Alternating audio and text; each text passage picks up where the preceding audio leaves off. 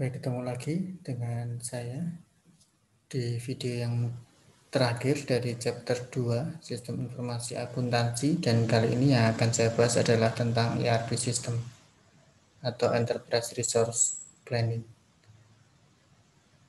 ERP System ini sebenarnya merupakan sistem yang mengintegrasikan semua aktivitas yang biasanya dilakukan oleh suatu organisasi.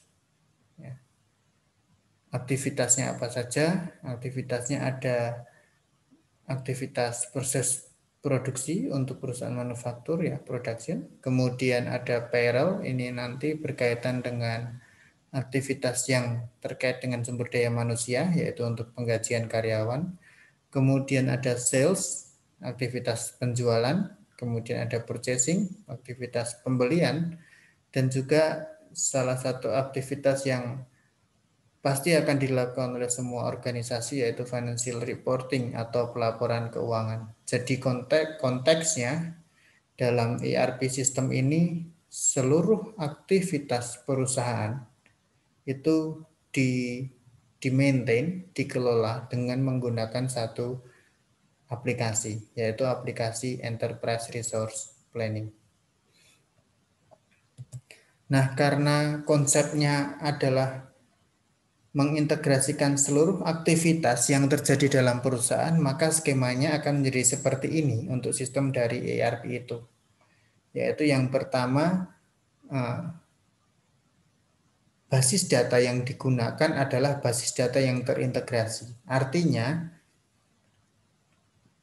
satu basis data itu akan menyimpan seluruh data dari berbagai macam aktivitas tadi. Atau kalau dalam software SAP sebagai bagian dari ERP itu disebutnya modul, ya. Ada modul financial accounting, management accounting, ada modul logistik, purchasing atau procurement, sales dan production, kemudian ada modul human resources. Nah, seluruh data dari sekian banyak aktivitas itu terintegrasi dalam satu database. Maka skemanya adalah misalnya untuk revenue cycle. Revenue cycle itu berarti berkaitan dengan penjualan barang atau jasa, ya, dan nanti akan menerima pembayaran, ya. Maka itu akan tersimpan dalam basis data ERP. Kemudian expenditure cycle atau siklus pengeluaran. Siklus pengeluaran ini berkaitan dengan aktivitas pembelian barang, ya, atau pengadaan jasa. Kemudian nanti perusahaan akan membayar untuk itu. Maka masuk juga dalam database yang terintegrasi tadi. Kemudian siklus human resources. Ya, ketika akan membayar gaji, biasanya perusahaan itu akan mengambil data tentang jam kerja karyawan, kemudian nanti ada aktivitas pembayaran gaji karyawan, ya, masuk ke database ERP. Kemudian production cycle atau siklus pemanufakturan, mengubah bahan baku menjadi barang jadi. Itu juga nanti data-datanya akan masuk ke database yang sama. Dan yang terakhir pelaporan sistem, ya, general ledger and reporting system, itu juga akan masuk ke database yang sama. Jadi sekian banyak aktivitas yang dilakukan oleh organisasi itu akan di-maintain dalam satu basis data yang terintegrasi. Jadi konsep sistem ERP seperti itu gambarannya.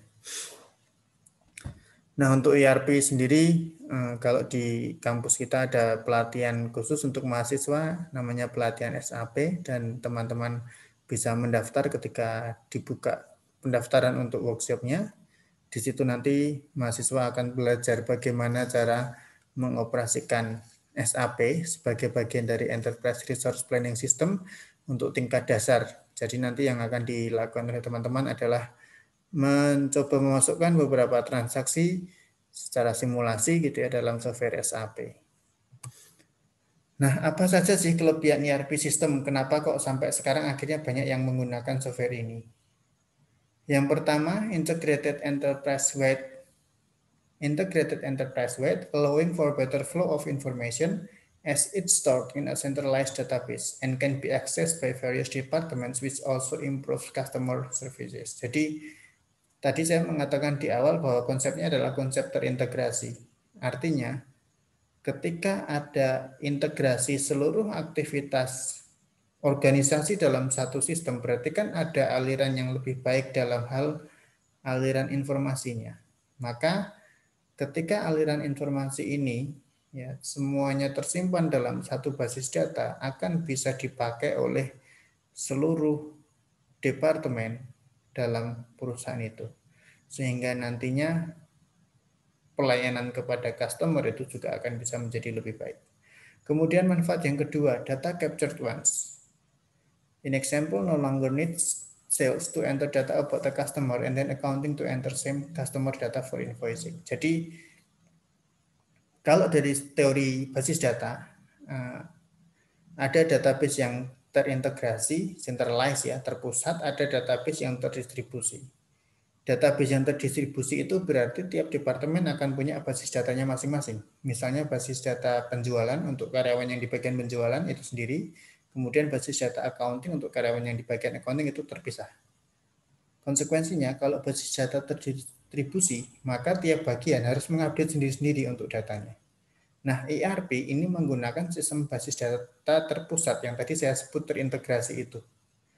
Ketika menggunakan basis data terpusat, maka data itu cukup dimasukkan sekali ke dalam sistem dan kemudian bisa dipakai oleh seluruh departemen tanpa perlu masing-masing departemen menginput data yang sama. Maka contohnya di sini misalnya ketika ada transaksi penjualan, berarti kan terkait dengan konsumen nih. Begitu bagian penjualan sudah menginput transaksi penjualan untuk konsumen X, maka nanti bagian accounting tidak perlu menginput konsumen yang sama untuk transaksi yang sama. Tinggal diteruskan aja transaksinya. Nah, itu yang dimaksud dengan manfaat ERP, yaitu data yang tersimpan hanya cukup tersimpan selama sekali. Tidak perlu 2 kali. Ya. Malah kalau tersimpan tercatat 2 kali, itu nanti akan menjadi data yang redundant dan itu tidak baik bagi sistem. Kemudian yang ketiga, management gains greater visibility into every area of enterprise and creating monitoring capabilities. Nah, manfaat yang ketiga ini adalah manfaat manajerial. Artinya, ketika menggunakan sistem yang bisa mengintegrasikan seluruh aktivitas perusahaan, maka pihak manajemen itu akan bisa mendapatkan gambaran yang lengkap, yang komprehensif, yang holistik mengenai seluruh aktivitas perusahaan mereka. Sehingga nanti pemantauan dari aktivitas perusahaan itu juga bisa menjadi lebih baik. Kemudian yang keempat, improve access of control of the data through security settings. Nah, ini yang membedakan antara ERP dengan sistem lainnya.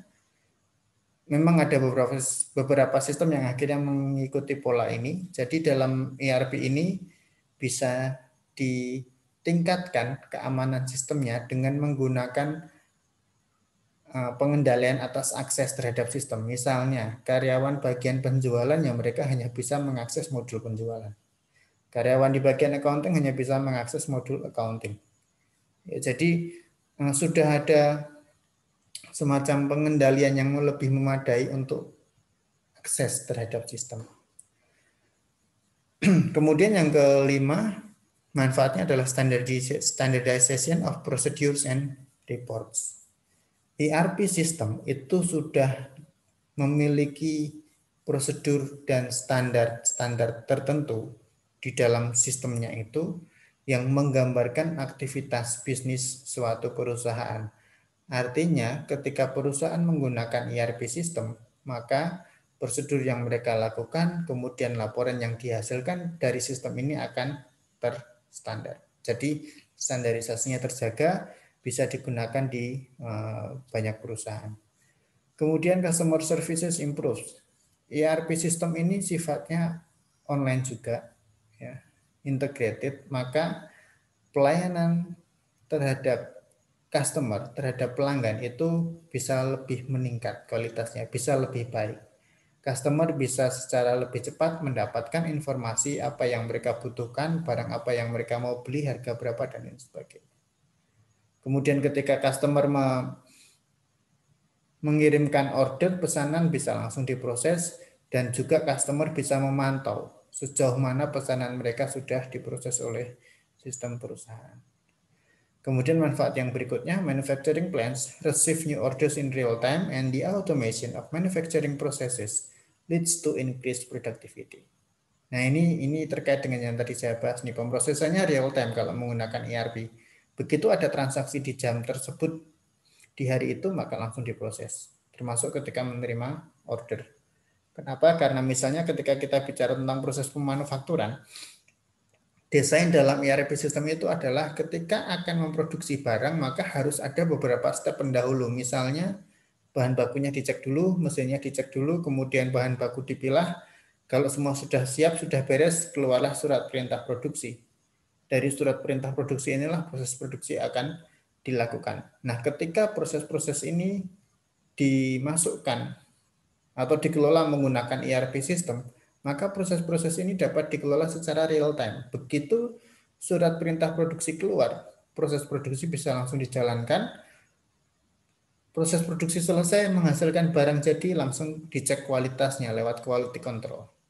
Begitu sudah lolos uji kualitas, barang hasil produksi langsung ditransfer ke gudang menjadi stok.